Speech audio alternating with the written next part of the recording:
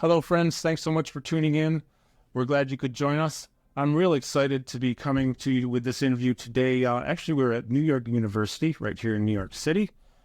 And today I have a real special guest with me, somebody who I've been following for a couple of years now. She's doing some amazing things. So I'm very pleased to introduce my special guest, Dr. Wendy Suzuki.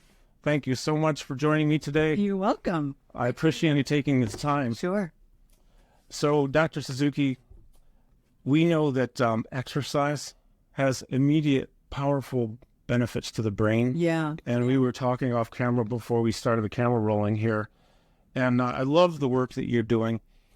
If you could I just want to have you just tell us a little bit about what you're finding, because you're doing so much research, so much experimentation and implementation of exercise, and then looking at how it affects the brain. Yeah. Enlighten us, please. Sure.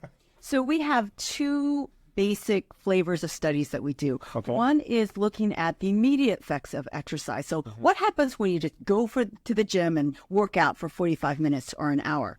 Okay. And so we test people on cognitive tests before a workout. We give them a workout for 45 or 50 minutes, and then we test them again afterwards and ask, did that change your brain? Did that workout change your brain? Right. Well, our most recent publication showed that just 1 hour of physical aerobic activity, this would happen to be on an exercise bike, cycling to up to 80% of your maximum heart rate. Not for the whole hour, but they were trying to get up to that level multiple times during the session. What that did is significantly improved multiple different forms of attention.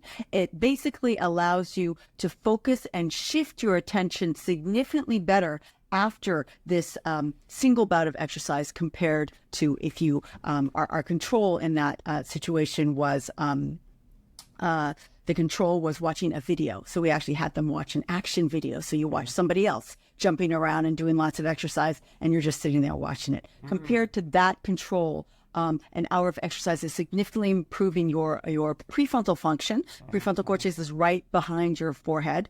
And we also know that in a single bout of exercise can significantly improve your mood as well. Yeah, right. So that's one kind of route that's happening. But as we were mentioning, the thing that I think people don't appreciate is the dramatic changes that occur in your brain as soon as you exercise. We know that there are changes in neurotransmitter levels, growth factor levels, hormone levels. So for example, neurotransmitters that are typically decreased in depression, in clinical depression. These are neurotransmitters like serotonin and noradrenaline and dopamine. Those actually increase with exercise. Right after you exercise, they're increasing and cause the mood effects that many of us appreciate and really kind of start to crave with regular workouts. Exactly. The other thing that happens is that there is a burst of a really important growth factor in the brain with exercise. That growth factor is called BDNF, or brain-derived neurotrophic factor.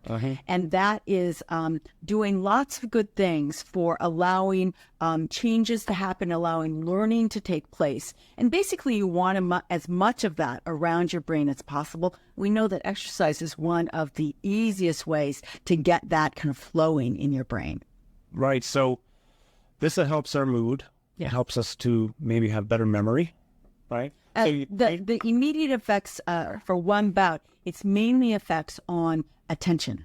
Okay. Yeah, your ability to focus attention. The memory comes with long-term increases. Long-term. Okay. Very interesting. We know it activates a lot of systems. Exercise activates a lot of systems. Yes. So let's go back to BDNF. It's something I like to talk about, read about, and learn about. We were talking, and I've seen you talk about this on some TED Talks. You want to definitely look her up on TED Talks. You have 4 right now on TED Talks, right? Yeah, they're all really good. You need to check them out. New brain cells being born as a result of neurotrophic growth factors. Yes. You have a couple areas where this happens. Yes, yeah. So in adults, this is something that people don't appreciate. In an adult brain, there's only 2 areas where brand new brain cells can be born. Okay. One of them is the hippocampus. This is a key structure that allows you to form new long-term memories, okay? And the second structure is the olfactory bulb, which is critical for your ability to smell and discriminate between different smells. Well, the only thing that we know that can enhance the birth of brand new brain cells in the hippocampus even more. It happens normally. You can be a couch potato. We still have some new neurons being born in the hippocampus. But the only thing that we know that can up that new neuron birth is physical aerobic exercise. Exercise doesn't help the birth in the olfactory bulb. That's helped by giving lots of experiences with lots of different smells. That will help your olfactory bulb, but not your hippocampus.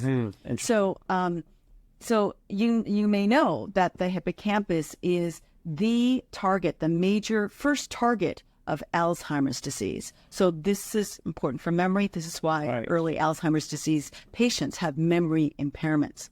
So I'm not saying exercise, and we know exercise does not cure Alzheimer's disease. But what it does is if you're doing it over a long time, you can build up as many brand new hippocampal cells as you can that can kind of basically strengthen your hippocampus as you move into the aging older years. So let me ask you this. It's a multi-part question. Does exercise in relation to Alzheimer's and the birth of brain cells in the hippocampus, can exercise help to maybe just eliminate the onset of the disease? Or if somebody shows signs of early onset, they have Alzheimer's, can it slow the progression of the disease? So here's what we know. If you already have signs of dementia, you have memory problems, we know that in that population of people, increased aerobic exercise can help your memory. So that's great news. Can it stop the onset of it? Probably not. We're learning more and more about all the different terrible ways that Alzheimer's can be generated. There's ideas about infections, there's viruses, there's lots of different theories. And so exercise is not going to cure all of those, but it'll strengthen your hippocampus. So it might take longer for however that disease starts to damage enough of it so you have a behavioral effect. That is memory loss. Okay, interesting. I'd like to talk about your book for just a minute. Okay. Healthy Brain, Happy Life. Amazon, right? You can find it on Amazon. Absolutely. Also, I know if you go to your website, which is wendysuzuki.com, I'll have a link on the screen, but for listeners on the iTunes version of this, it's wendysuzuki.com. Wendy and then SUZUKI.com. Go there and check out her website. Can you talk a little bit about this book? Yeah, sure. Tell us what it's about. So Healthy Brain, Happy Life is really what I call a science memoir. It's about how I used my understanding of science to change my life, and how changing my life ended up changing the way that I did science. And it's actually very similar to the story that you just told me before we started this podcast. You said that... The drummer story? Yeah. Well, the drummer story... The former life story. Being way overweight. Yeah. Those of you who know me know I was a lot heavier. And that you transformed. You had a wake-up call. You went to the gym. You got a trainer. And you transformed. And now look at all the wonderful things that you're doing for fitness. I had a similar situation. My situation was... I got this job at New York University and I had to get tenure. And I just put everything into getting tenure. I did nothing but work in the lab. I went from my lab to my apartment that happened to be 3 blocks away at the time, back to the lab. I take out. I only worked because I thought that was the only way to get tenure. And I woke up one day, and actually my wake-up call was I went on vacation, and I got away from New York. Once a year, I would go on vacation, and I went on a river rafting trip to Peru. And it was so much fun, and lots of great people. Until the day, very early on in the trip, I looked around, and I realized I am the physically weakest person on this entire trip. I was in my 30s.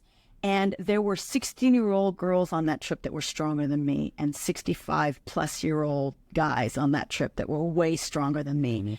And I'm okay being the weakest person on the trip, but I didn't want to feel like the weakest person on the trip. And I felt like the weakest person. So I came back to New York. I got a trainer, went to the gym, And but I was dealing with all these other issues. I worked all the time, lots of stress. I had no friends outside of the lab because I only, worked in the lab. And as I described in one of my TED Talks, I realized now that going to the gym was really kind of a life paradigm shift for me in multiple ways. It got me out of the lab, so I actually met gym-going people, and I kind of made new friends that way, so that helped with the social aspect. It helped with the stress and the mood, because that first workout, you feel good after the workout. You feel more empowered. No doubt. A little bit sore, but still, I could tell that this was really going to be helpful. Uh-huh. But then, what I describe in detail is this didn't take just, a couple of weeks, but a year and a half into getting into real regular, because it takes a while, as you know, you can't just suddenly go from, not working out to a long process, a year and a half, but I was really dedicated. I loved it. I had a great trainer, had great classes to go to. And I remember I was sitting at my desk writing a grant, as I often am. And that day was very unique because I said to myself, well, I'm writing, it's going well today. And writing never goes well. And I thought, I wonder why. Might be having a good day. I don't know, maybe I'm just lucky today. And I started to link it to the fact that the one thing, the big thing in my life that has changed recently, because I had been writing grants for years by then, was the regular exercise. Mm-hmm. And that's what made me go back to the science literature and ask, what do we know about the effects of exercise on the brain? And then lo and behold, oh my God, of course I'm feeling better. What I noticed is that I was able to, because when you write, you have to focus your attention. Sure. My attention was deeper and longer at that point when I was doing, and when I had increased my exercise noticeably. And I also have 100 papers usually spread out all over my desk and trying to come up with this, wonderful science argument for why they should fund these studies. And my memory for all those details and all of those hundreds of papers that I'm going over was better as well. Mm. And that's what gave me my theme. Can I figure out why that is? Mm-hmm. What is happening in my body? What are the pathways? What are the molecules that are changing that, first of all, you can't do a study in yourself. So self-observation is great, but that's not a statistically significant study. Mm-hmm. That created the hypothesis that I went on to examine. How is exercise and how much is exercise improving your mood, your memory, and your attention?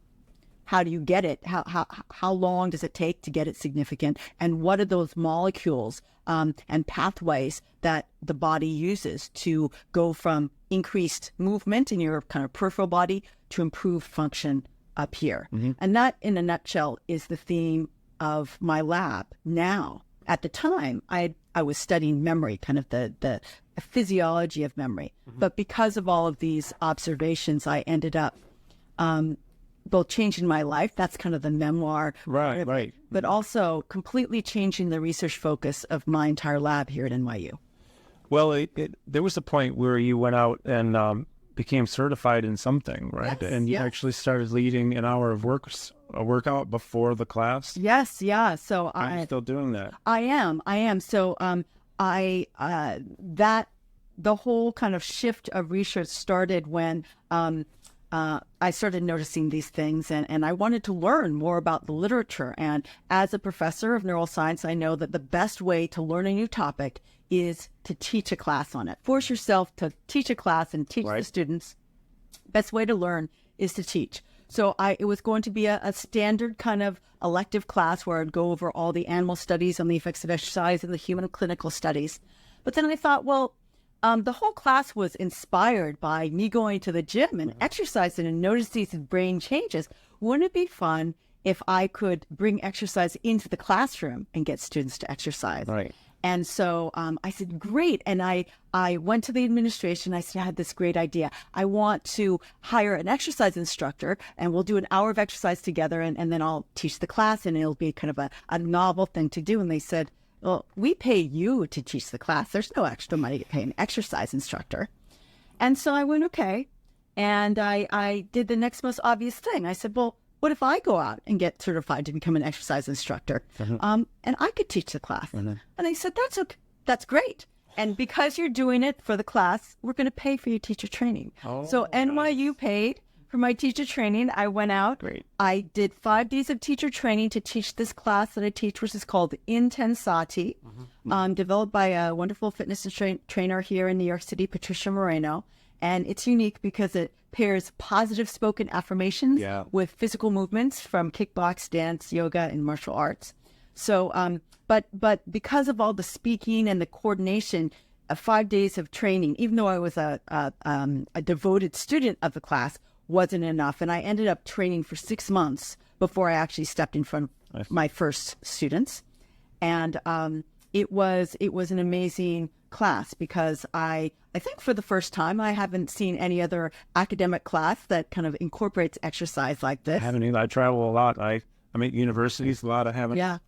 So I wanted to actually bring that out today in the interview because I knew about it. And I think that's really cool that she went on and got certified in this and leads 1 hour workout. Yeah. And then you do the class right there. Yeah. Yeah. So that's really cool. Yeah. It was great. It transformed my classroom because there's nothing like sweating with your professor to kind of break down barriers. And, it's a playful kind of class. You're shouting out positive affirmations and I can be a benevolent drill sergeant, and playfully bring that over to the academic side and say, okay, what is the answer to that question? What do you think? Yeah. Well, the other thing too is it just seems like it would be fun, right? Yes, People have, absolutely. I'm sure the response is probably very good. Yes, it's People very look good. forward to it. Yes. Yeah, I mean, I think that's I've never heard of it before. So bravo to you on that. I think it's a great move. So we're going to talk about this book again. Just remind people about the book, okay? Healthy Brain, Happy Life. You need to check this out. And I think maybe as we start to wind down here and close towards closing out, I have 2 questions. Yeah. Basically, what would be, maybe even one question, what would be your main takeaway for anybody watching, anybody listening, the primary message that you'd like to share with them? Yeah. My primary message is that physical aerobic exercise can really be transformative for your brain and for your life. And it is doing so many positive things, and it does it immediately. And the best way to notice that is just notice the effect on your mood of going to work out. And the corollary of that kind of take-home message is you don't have to be a triathlete to take advantage of this. Start small. Start with something fun. That's what I always tell people. This is how I got into exercise. I had a trainer that I loved. I found this class that I totally loved. But everybody's different. You may love being outside. Find physical things you can do outside. Find friends that are already working out that you can join. And make it fun. Make it short at first, but just get yourself moving. And I can tell you, and if you read this book, there are so many, I give what I call brain hacks at the end of every chapter, which are quick ways that you could implement and start to bring into your life the things that I talk about in the chapters, like exercise, like meditation, like altruism. So there's a lot of great tips that you can get in the book. Oh, that's so powerful. Yeah, because, well, one thing I teach when I travel around is to trainers is exactly what you said. If your clients don't find something, or if you don't find something you like to do, you're probably not going to do it, number one. So you don't reap the benefits. Doesn't have to take forever. You don't have to go crazy for an hour a day every single day, or 5 hours a day every single day. And, it's more than a lot of people, I think, get confused. They don't realize the benefits, which is another reason I appreciate you sharing so much here, is because it's not just about weight loss or toning up or whatever it is. There are health benefits. There are brain benefits. Yeah. So many benefits that go far beyond just your physical appearance, your mood. I mean, the list goes on and on and on. Yeah. And stress, I think one of the things that I certainly benefited from is the ability of exercise to protect your brain from the debilitating effects of stress. Everybody these days, we're stressed out about everything. There's so much tension and chronic stress is terrible for your brain. And it's terrible for those two brain areas that I mentioned before, the hippocampus and the prefrontal cortex. Exercise protects your brain from that. Yeah. One more thing I just remembered. So there's a course, right? There's a course online. Yes. So if we go to... If you go to wendysuzuki.com, there's a pop-up, and you can sign up to take a free online course that was developed based on this book. I did all the videos for it. It's fantastic. They really did an amazing job. So it's another way that you can reap the benefits of all the information in the book. And this is for free. Brain hacks. I love it. Cool. Well, this has been great. I thank you again. Thank you so much. It's really a pleasure to have you on my show, talking to my viewers and listeners. And I know they love this stuff, especially when we get into this brainy stuff. I love it. So thank you for watching. Thank you for joining me today, Dr. Suzuki. Thank you. We'll be coming back at you with more interviews real soon. Have a great